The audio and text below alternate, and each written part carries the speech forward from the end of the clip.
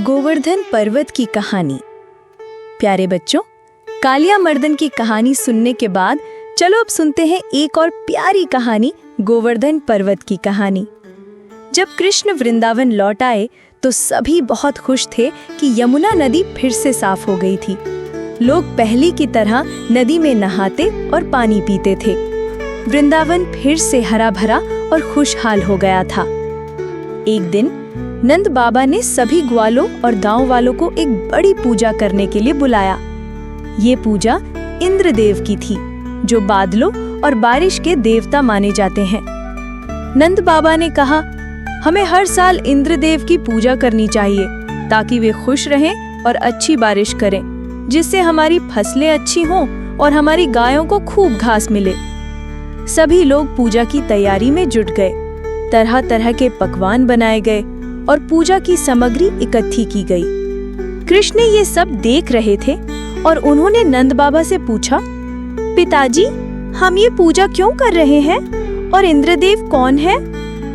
नंद बाबा ने कृष्ण को बताया कि इंद्रदेव देवताओं के राजा हैं और उनकी कृपा से ही बारिश होती है, जिससे अन्न और जीवन मिलता है। तब कृष्ण ने कहा, पिताजी, क्या इंद्रदेव ही सब कुछ करते हैं? मुझे तो लगता है कि हमारी गायों और हमारी धरती का ध्यान तो गोवर्धन पर्वत रखते हैं। इसी पर्वत पर हमारी गायें चढ़ती हैं, यहाँ हरी हरी घास उगती है और इसी से हमें शुद्ध हवा मिलती है। हमें तो गोवर्धन पर्वत की पूजा करनी चाहिए। कृष्ण की बात सुनकर कुछ बड़े लोग हैरान हुए, लेकिन कृष्ण की बातों में सच्चाई थी। ग्वालों को भी ये बात ठीक लगी, क्योंकि उनकी गायें गोवर्धन पर्वत पर ही पलती थीं। नंद बाबा ने कृष्ण की बुद्धिमानी भरी बात मानी और कहा, ठीक है कृष्ण, इस साल हम इंद्रदेव की नहीं बल्कि गोवर्धन पर्वत की पूजा करेंगे। ये सुनकर सभी ग्वाले और गांव वाले बहुत खुश हुए। उन्होंने मिलकर गोवर्धन पर्वत की पूजा की तैयारी शुरू कर दी। तरह तरह के स्वादिष्ट भोजन बनाए गए और पर्वत को सजाया गया। सभी लोग मिलकर पर्वत की परिक्रमा करने लगे और गीत गाने लगे।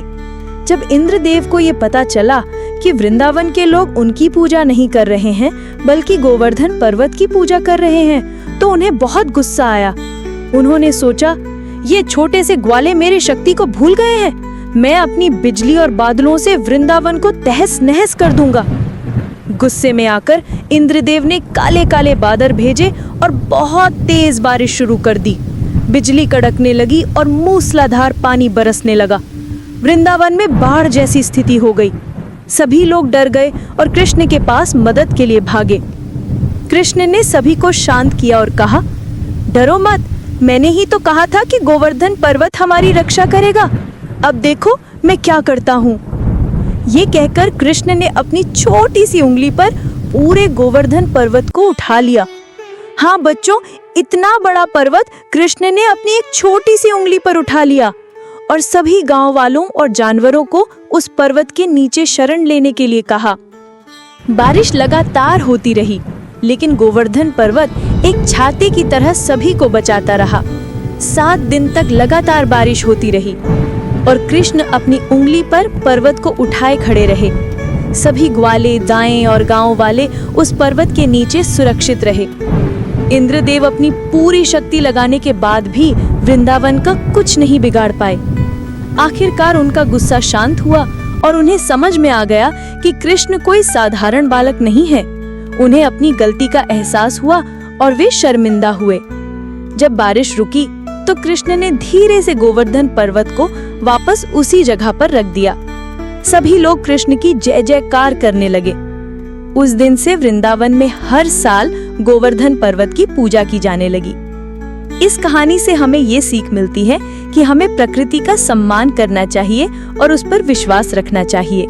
कृष्ण ने हमें सिखाया कि गोवर्धन पर्वत और यमुना नदी जैसी प्राकृतिक चीजें हमारे जीवन के लिए कितनी महत्वपूर्ण है। तो बच्चों, कैसी लगी गोवर्धन पर्वत की कहानी? अगली बार हम एक और नई कहानी सुनेंगे। ऐसी और कहानी के लिए चैनल को सब्सक्राइब करें और हाँ, वीडियो को लाइक करना ना भूलें।